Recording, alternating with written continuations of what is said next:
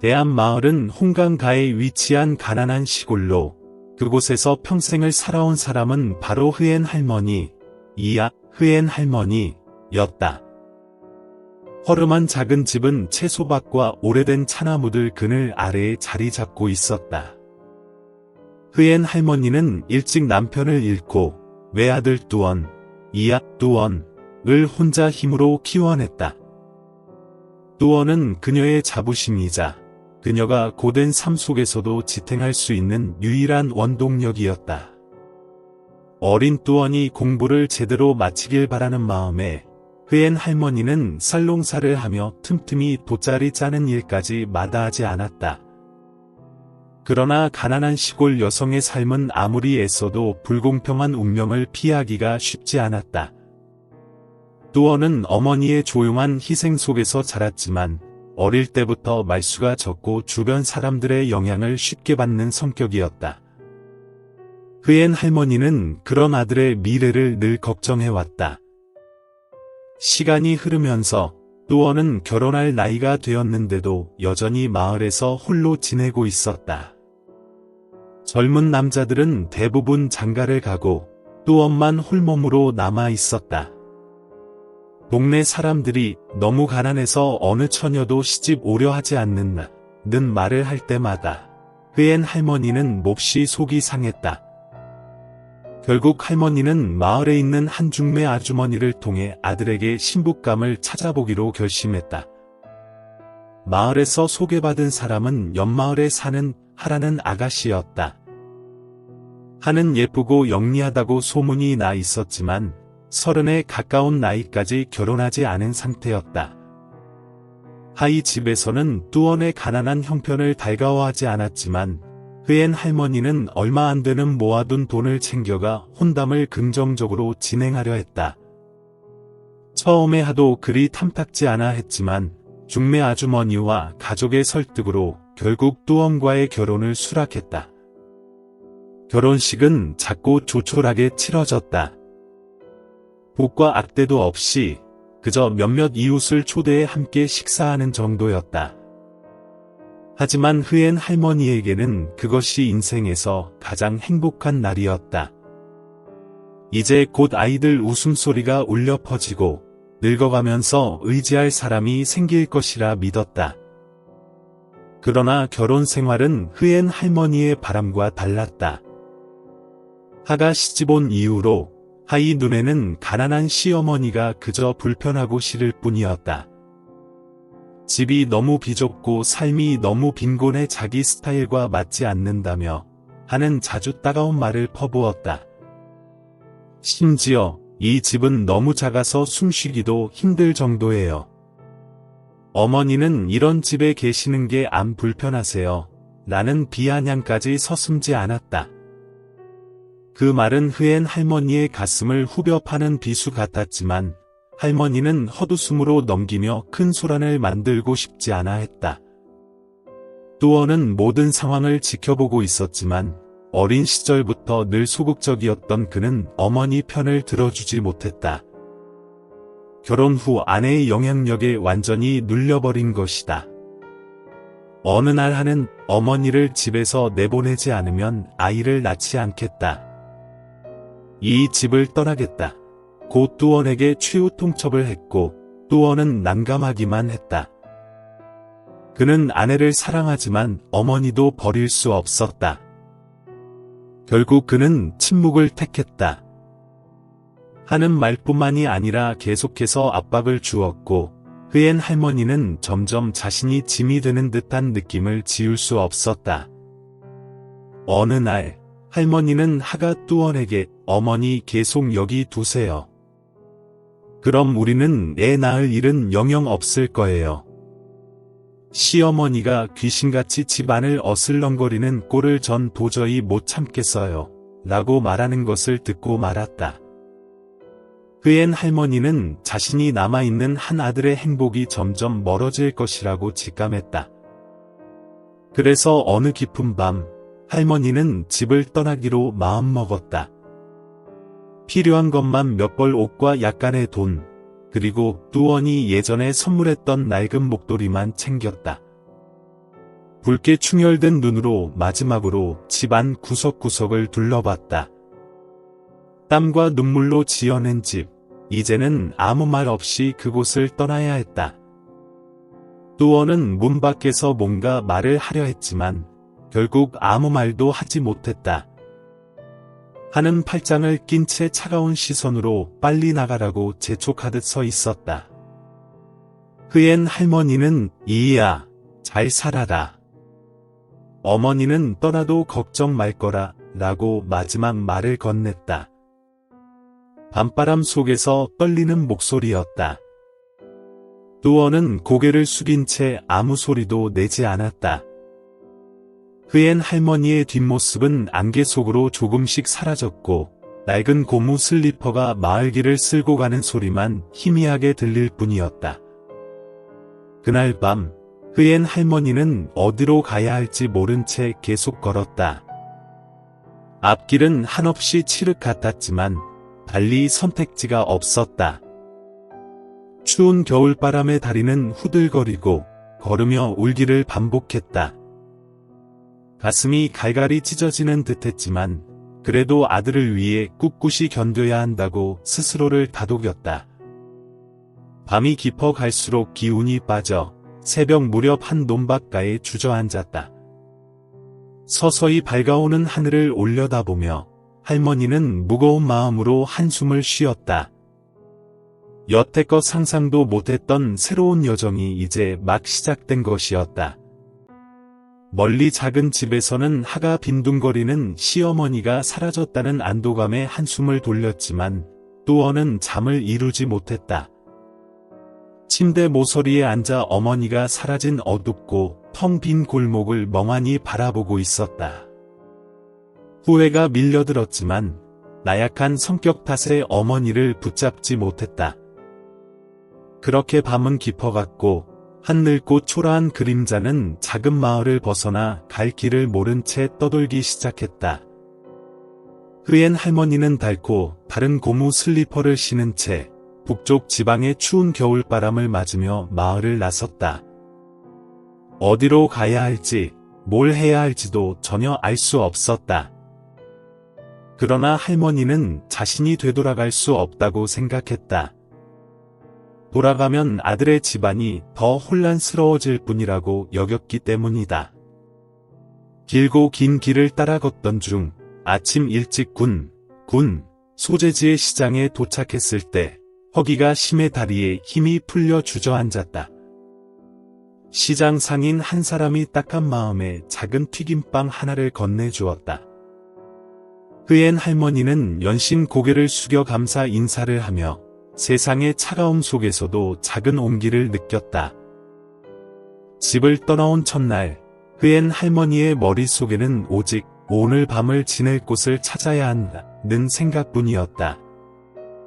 할머니는 볕이 질 때까지 농길과 먼지 풀풀 날리는 흙길을 헤매며 해가 완전히 지자 어느 강가의 낡은 다리 근처에 작게 지어진 막사, 임시거처를 발견했다. 농사철에 잠시 쉬어가는 곳이었다. 흐엔 할머니는 바닥에 주저앉아 낡은 목도리로 얼굴을 가려보았지만 매서운 바람은 옷 틈새마다 파고들어 뼈까지 시리게 만들었다. 그날 밤 할머니는 한숨도 제대로 잠들 수 없었다. 머릿속에는 허름한 옛집, 뚜원의 모습, 그리고 언제나 차가운 눈빛을 띠던 하만 맴돌았다. 떠올릴 때마다 심장이 찢어지듯 아팠다. 그 뒤로 할머니는 근처 시장에서 폐품을 주워 팔고 그걸로 하루하루를 버텼다.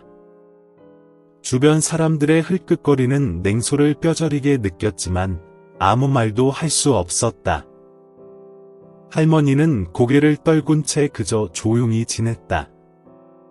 어느 날 다리 밑에 앉아 있는데 대여섯 살쯤 된 아이가 길을 잃고 울고 있었다. 할머니는 조심스럽게 다가가 아이를 달래며 부모를 찾아주었다. 그 덕분에 빵 한 조각과 물 한 병을 건네받았다. 지극히 작은 일이었지만 그마저도 할머니에게는 아직 세상에 필요한 존재라는 위안을 주었다. 다리 밑에서 한참을 떠돌던 할머니는 이곳도 오래 머무를 만한 곳이 못됨을 깨달았다. 추위가 심해질수록 기침은 심해졌고 몸은 점점 야위어갔다. 결국 어느 날 할머니는 도시로 올라가 보기로 결심한다.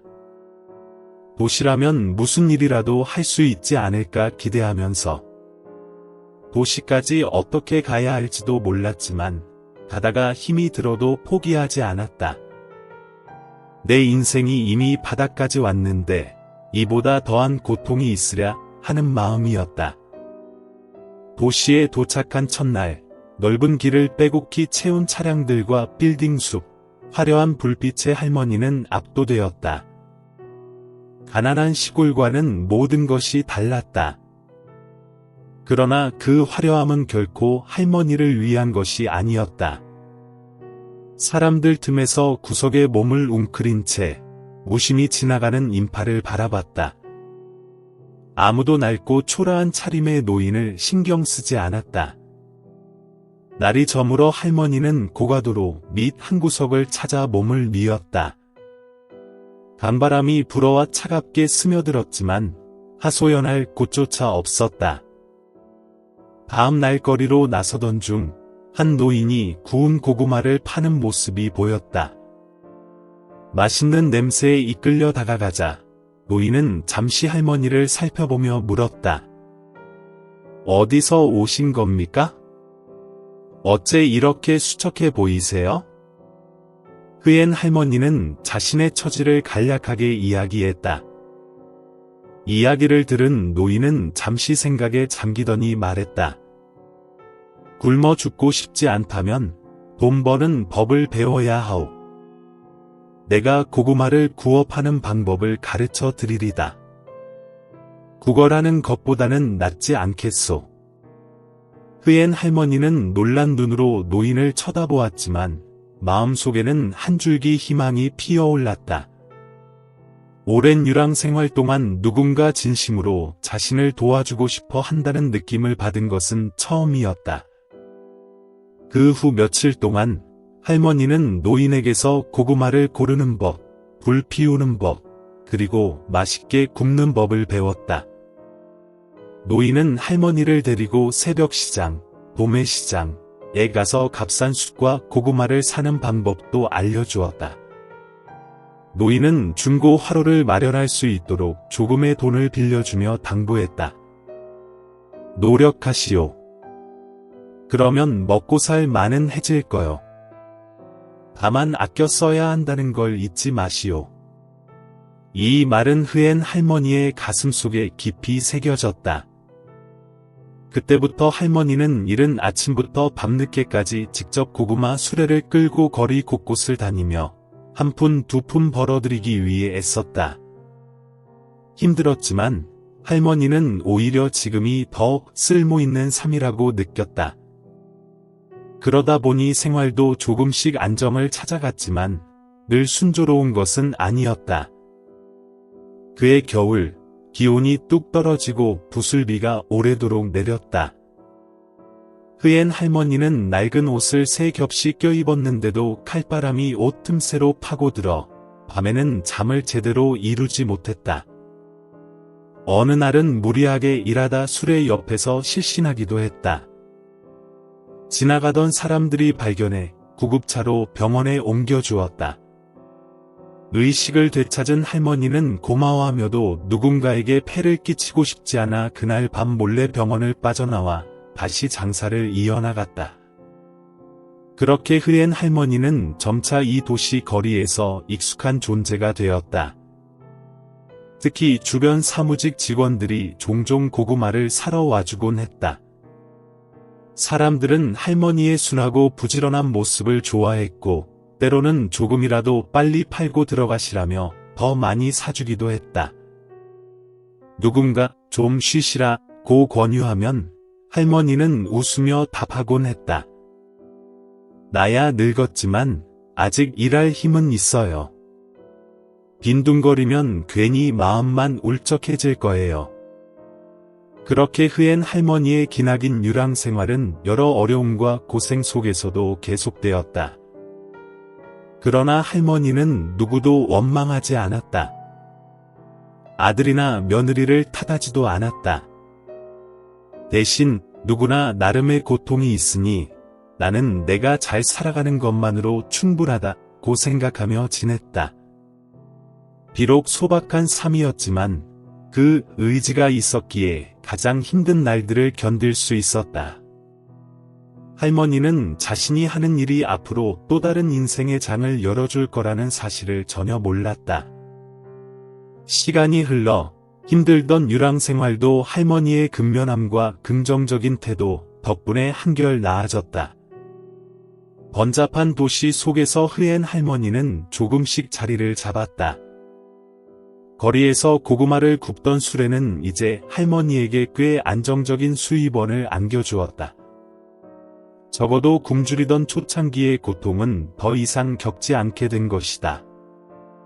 그 사실만으로도 할머니는 마음이 한결 가벼웠다.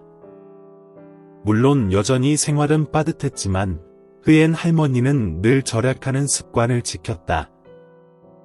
매일 고구마를 다 팔고 난 뒤에는 동전 하나하나까지 모아 낡은 철제 상자에 넣었다. 그것이 바로 할머니의 보물이자 훗날 몸이 편찮아지거나 다른 용도가 필요할 때 써야 할 종잣돈이었다. 함부로 허튼 곳에 돈을 쓰거나 불필요한 물건을 사는 일은 없었다. 해진 양말, 해진 스웨터, 갈아빠진 슬리퍼까지 몇 년 동안이나 그대로 신고 다니며 아낄 수 있는 것은 철저히 아낀 채 살았다. 지금의 자신에게 이 정도면 충분하다고 여겼다. 그러던 어느 날 할머니 인생을 바꿀 만한 예기치 않은 사건이 일어났다.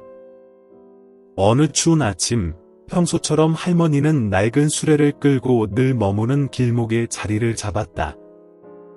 칼바람이 옷 사이를 파고들어 몸이 부들부들 떨릴 정도로 날이 추웠다. 마침 고구마를 굽기 위해 불을 붙이던 중 근처에서 아이들 몇 명이 도로 가까운 곳에서 놀고 있는 것을 발견했다. 그중 대여섯 살쯤 된 여자아이가 공을 쫓느라 차들이 내달리는 도로변 쪽으로 뛰어갔다. 순간 할머니가 그 아이를 발견했을 때 이미 트럭이 빠르게 달려오고 있었다. 망설일 틈도 없이 흐엔 할머니는 손에 들고 있던 집게를 내던지고 달려가 아이를 끌어안아 길가 쪽으로 넘어졌다. 둘 다 넘어지면서도 다행히 크게 다치지는 않았다. 주변 사람들이 달려와 도와주었고 아이 부모의 중년 부부에는 놀란 가슴을 쓸어내리며 연신 감사 인사를 했다.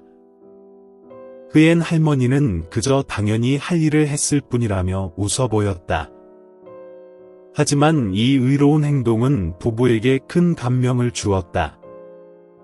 그들은 자신이 이 도시에 여러 개의 식당을 운영하는 사람이라고 소개하고 할머니를 돕고 싶다고 말했다. 처음에는 흐엔 할머니가 나는 검소한 삶에 익숙하다며 극구 사양했지만 부부의 진심 어린 호의에 결국 도움을 받아들이게 되었다. 그 결과 할머니는 부부가 운영하는 음식점 체인과 가까운 도심 시장의 한 구석에 조그마한 고구마 장사를 낼 수 있는 공간을 얻게 되었다. 이제 길을 지나다 우연히 사가는 손님뿐 아니라 착한 할머니로 소문을 듣고 찾아오는 사람들도 생겼다. 할머니는 그 작은 가판대를 조금씩 확장해 구운 옥수수나 튀긴 간식, 추운 겨울엔 따뜻한 음료도 함께 팔기 시작했다. 소박하지만 정성 어린 맛의 사람들은 마음의 온기를 느꼈다. 흐엔 할머니의 노점은 갈수록 손님이 늘어 긴 줄이 생길 정도였다. 결국 일손이 모자라 직원을 채용할 정도가 되었지만 할머니는 여전히 절약하는 생활 습관을 버리지 않았다. 새벽마다 일찍 일어나 손수 고구마를 굽는 일은 여전히 직접 했다. 지금 누리는 모든 것은 고구마 장사로부터 시작되었다는 사실을 잊지 않기 위함이었다. 몇 해 지나자 할머니 손에는 적지 않은 목돈이 모였다. 어느 날 은행에 저축하러 갔을 때 소박한 차림새의 노인이 큰돈을 들고 온 것을 보고 직원들이 놀라워하기도 했다. 그러나 흐엔 할머니에게 이 돈은 스스로 쓰기 위해서가 아니었다. 예전에 자신처럼 어렵게 사는 사람들을 돕고 싶었기 때문이다. 할머니는 직접 작은 자선기금을 만들어 외로운 노인들이나 길에서 흔히 마주치는 버려진 아이들을 지원했고, 예전에 자신처럼 노점에서 장사하는 이웃들을 도왔다. 그들이 겪는 고충을 너무나 잘 알았기 때문이었다.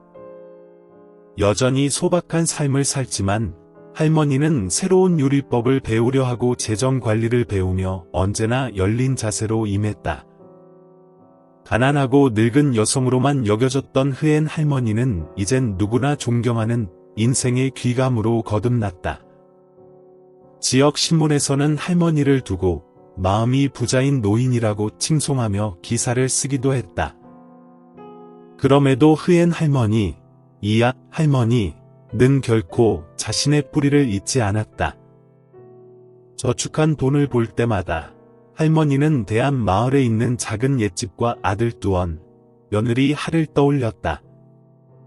할머니는 그들을 원망하지 않았지만 다시 돌아갈 생각도 없었다. 스스로 다짐하기를 운명이 나를 이곳으로 데려왔으면 난 지금 주어진 삶에 최선을 다할 것이고 더 이상 미련을 두지 않겠다. 고 되뇌었다. 시간이 지나면서 흐엔 할머니의 이야기는 대한 마을에 점점 널리 전해졌다. 사람들은 흐엔 할머니가 성공했다. 지금은 큰 재산까지 모았다. 고 떠들어댔다. 그러나 할머니에게 가장 큰 자산은 은행 잔고가 아니라 스스로 쌓아 올린 정신적 가치들이었다.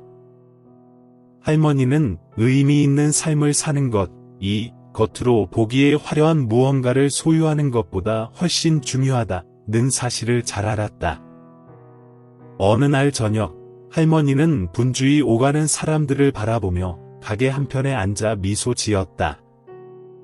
가난한 시골에서 쫓겨나듯 떠났던 자신이 이제 이렇게 많은 사람에게 존경과 사랑을 받게 될 줄 꿈에도 몰랐다. 하지만 후회도 원망도 없었다. 지나온 모든 역경은 배움이었고 만나는 모든 사람들은 소중한 기회를 안겨주었다. 는 깨달음이 할머니의 마음을 한층 평온하게 만들었다. 그리고 마침내 내가 있을 곳을 찾았다. 는 생각에 마음 한구석이 따뜻해졌다. 그 무렵 옛날에 가난했던 흐엔 할머니가 이제 도시에서 성공했다. 는 소식이 다시 고향에 전해졌다.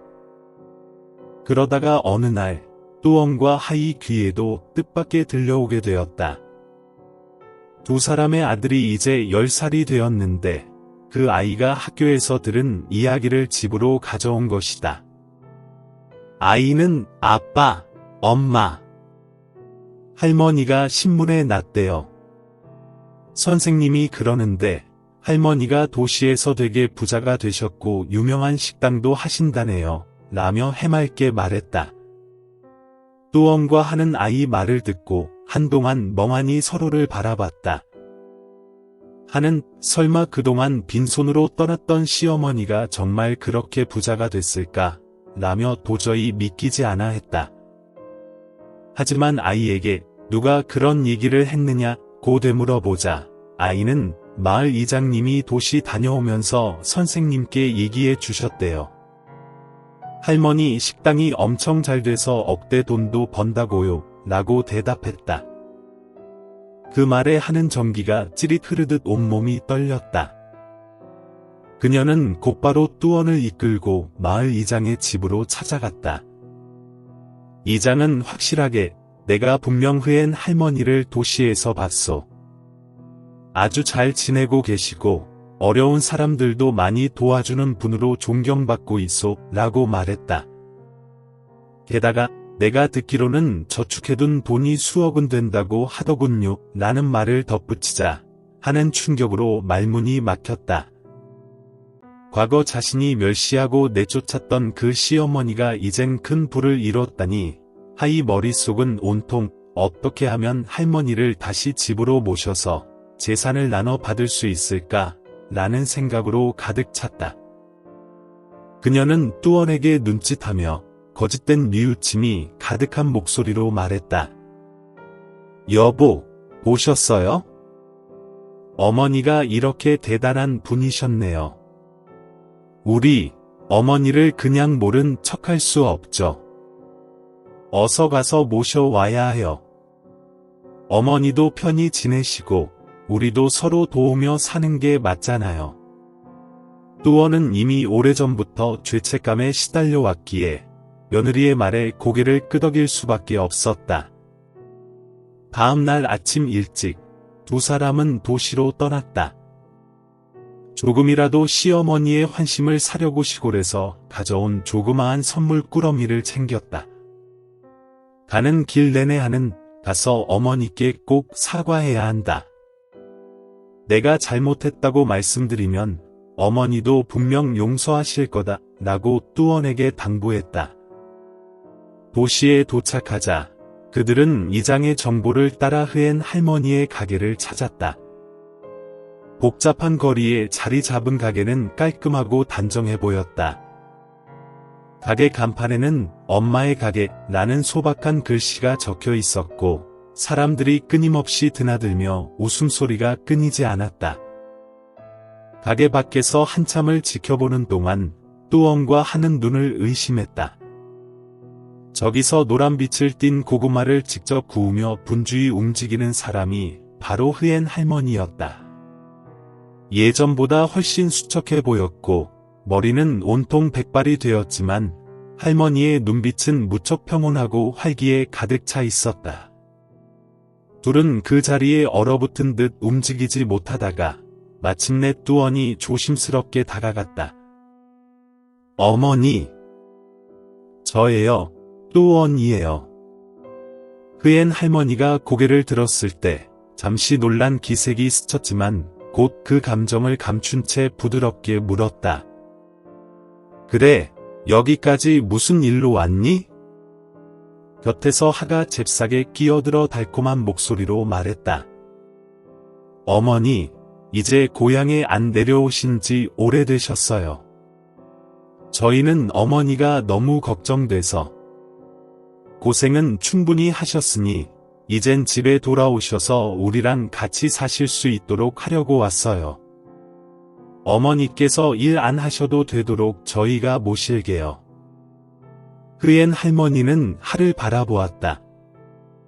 마치 며느리 속내를 꿰뚫고 있는 듯한 눈빛이었지만 할머니는 대놓고 아무 말도 하지 않았다. 다만 쓸쓸한 미소를 지으며 간단히 답했다. 날 걱정해줘서 고맙다만 난 여기서 일하고 사는 게 좋단다. 아직 몸도 성하고 손발도 멀쩡한데 내가 할 수 있는 만큼은 내 힘으로 해볼 생각이야.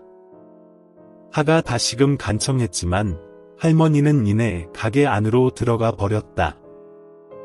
두 사람은 어쩔 줄 몰라 서로 눈치를 보았다. 그날 오후 가게 문을 닫은 뒤 흐엔 할머니가 두 사람을 안으로 불러 이야기를 나눴다. 뚜원은 더 이상 감정을 억누르지 못하고 어머니 손을 꼭 쥔 채 눈물을 흘렸다. 어머니, 그때 제가 정말 불효했습니다. 어머니를 붙잡지도 못하고 잘못했습니다. 용서해 주세요. 할머니는 그저 부드럽게 미소 지으며 말했다. 난 널 원망한 적이 없단다.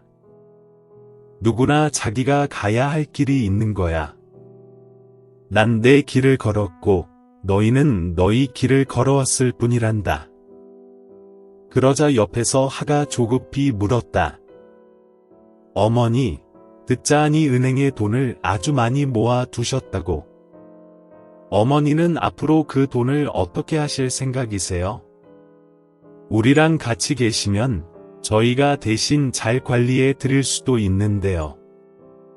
그 말에 흐엔 할머니는 한동안 아무 말 없이 가만히 있었다. 그리고 천천히 일어나 자신에게 차 한 잔을 따르며 차분히 대답했다. 내가 모은 재산은 내가 의미가 있다고 생각하는 곳에 이미 다 써버렸단다.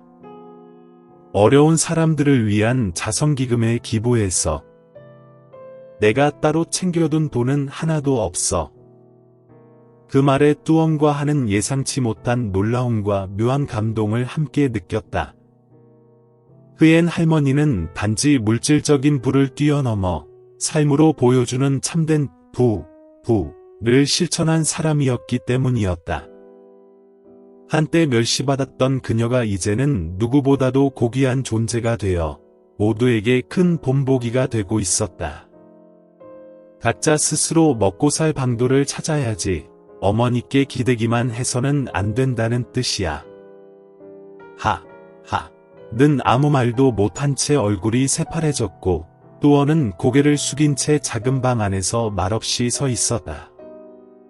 방 안 공기가 방금 전 내뱉은 말들로 인해 무겁게 가라앉았다. 흐엔 할머니, 이야 할머니는 한숨을 쉬며 말을 이었다. 난 그때 일로 너희를 탓하지 않는다. 하지만 꼭 기억해라. 세상에서 효를 지키지 못하고 사는 사람은 결코 행복할 수 없다. 이제 그만 돌아가서 잘 살아라. 그게 어머니에게 줄 수 있는 가장 큰 선물이란다. 그 다음 날, 뚜엉과 하는 아무 말 없이 떠났다. 하이 마음에는 큰 실망과 아쉬움이 뒤섞였고, 뚜어는 죄책감으로 마음이 무겁기만 했다. 그들은 몰랐다. 가게 창문에서 흐엔 할머니가 그들이 멀어져 가는 모습을 지켜보고 있었다는 것을. 할머니 눈빛에는 담담함이 깃들어 있었지만 그 안에 어렴풋이 서글픔도 스쳐 지나갔다. 겉으로 드러내진 않았지만 할머니 마음 한구석에서는 그들이 삶의 참된 의미를 깨닫고 더 바르게 살길 바라는 소망이 자리하고 있었다.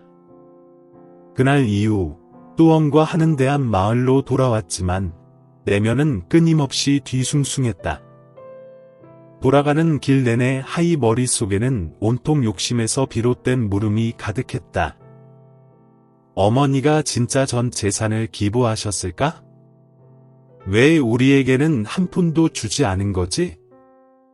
그래도 우리가 어머니 자식인데. 뚜어는 긴 침묵을 지켰다. 아내 눈을 마주볼 자신도 없었다. 그의 가슴엔 오랜 시간 쌓인 뉘우침과 부끄러움이 짓눌려 있었다. 수많은 해가 지나도록 엄마를 잊지 않고 생각해왔지만 직접 찾아보거나 맞서 볼 용기는 내지 못했다. 이제 어머니는 스스로의 삶을 잘 일구셨고 자신, 뚜언에게는 어머니에게 무엇을 요구하거나 책망할 자격조차 없는 사실을 뼈저리게 깨닫고 있었다. 한편 흐엔 할머니는 도시에서 여느 때처럼 하루하루를 보내고 있었다. 아들과 며느리를 만난 뒤에도 과거 이야기는 다시 꺼내지 않았다. 대신 사업과 자선활동에 더욱 전념하며 이미 지나간 상처에 매달릴 필요는 없다고 스스로 다독였다. 마음 한구석 쓰라림이 없진 않았지만 지금까지 쌓아온 것은 모두 자신의 힘과 노력이었기에 굳이 지난날의 아픔을 되돌아볼 필요가 없다고 생각했다. 시간이 흐르며 대한 마을도 예전처럼 일상을 이어갔지만 흐엔 할머니 이야기는 마을 사람들의 입에 자주 오르내렸다. 오랜 세월 전 가난하던 할머니가 쫓겨나듯 떠났는데 지금은 성공의 자선도 하는 분이 됐다는 사실에 다들 놀라워했다. 그러면서 동시에 하와 뚜언에 대한 뒷얘기도 무성해졌다.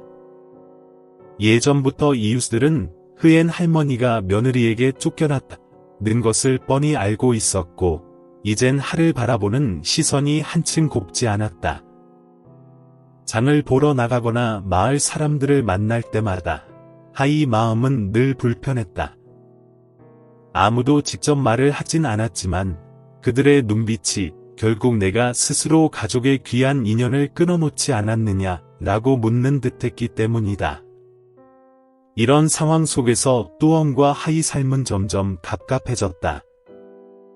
하는 갈수록 불만을 드러냈고 뚜원은 죄책감에 더 깊이 빠졌다.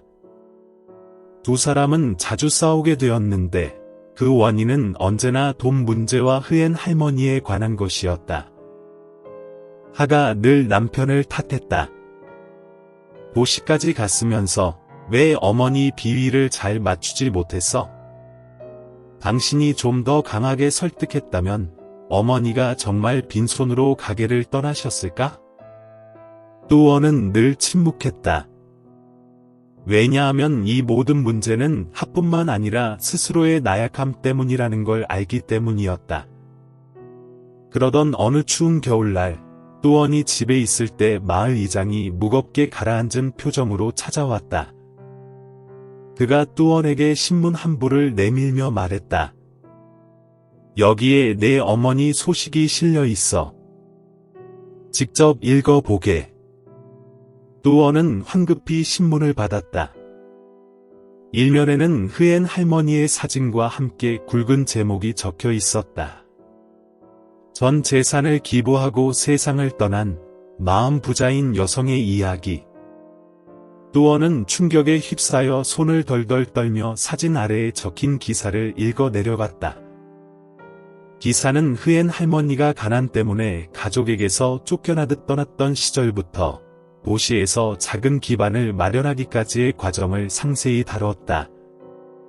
끝부분에는 얼마 전 한 추운 날 오후 일을 마치고 귀가한 뒤로 할머니가 세상을 떠나셨다.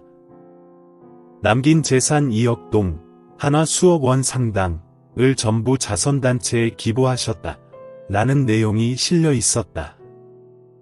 뚜원은 그대로 바닥에 주저앉아 버렸다.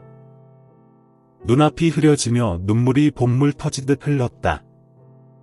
사람이 많은 복잡한 도시 어딘가에서 여전히 건강하게 살고 계실 거라고 믿었던 어머니가 이미 영영 떠나버렸다는 사실을 받아들이기 힘들었다. 손에서 떨어진 신문이 바닥에 나뒹굴었다. 그때 집 안쪽에서 하가 소리쳤다. 어머니 돌아가셨다고? 그럼 남긴 재산은 누구 앞으로 한 거야? 우리에게 한마디라도 언급은 했어? 그 말은 뚜원 가슴에 비수를 꽂았다. 그는 아무 말 없이 자리에서 일어나 바깥으로 나섰다. 하가 뒤에서 불렀지만 돌아보지도 않았다.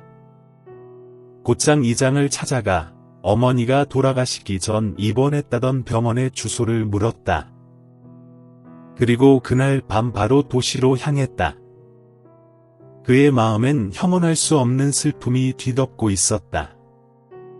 길을 가는 내내 뚜원 머릿속에는 윤영기의 어머니가 떠올랐다. 어린 뚜원을 등에 업고 농기를 건너던 모습, 밤늦도록 그의 옷을 꿰매주시던 모습, 그리고 결국 혼자서 집을 떠나던 마지막 순간까지. 후회의 눈물이 줄줄 흘렀지만 이제는 너무 늦어버렸다. 도시에 도착한 뚜원은 한 노신사와 함께 작은 교회로 향했다. 그곳에 흐엔 할머니의 유골함이 보관되어 있었다.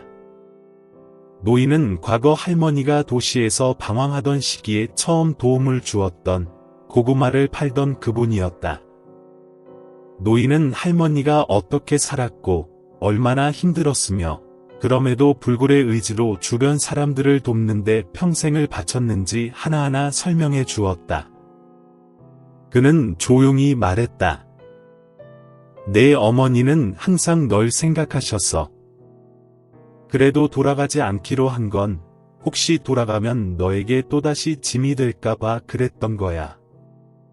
돌아가시기 직전까지도 아들이 스스로 떳떳한 마음으로 잘 살아가기를 바란다고 말씀하셨지. 그 말을 들은 뚜원은 아이처럼 엉엉 울었다. 교회 한켠에 놓인 어머니의 작은 영정사진 앞에 무릎을 꿇고 흐느끼며 엄마, 제가 정말 큰 죄를 지었어요. 엄마, 미안해요, 라고 외쳤지만 이미 이 세상에 없는 어머니에게 그 말은 닿을 수 없었다. 뚜어는 도시에서 어머니의 유고를 모셔 돌아와 어머니가 살았던 옛집 안 작은 제단 위에 안치했다. 그는 하에게 아무 말도 하지 않은 채 어머니가 머물렀던 집 안을 묵묵히 쓸고 닦았다. 그 후 며칠 동안 뚜어는 제단 곁에 앉아 향을 피우며 속삭이듯 어머니께 말을 걸었다. 평생 지워지지 않을 죄책감을 안고 살아가겠지만 그래도 어머니의 바람을 저버리지 않겠다고 스스로 다짐했다.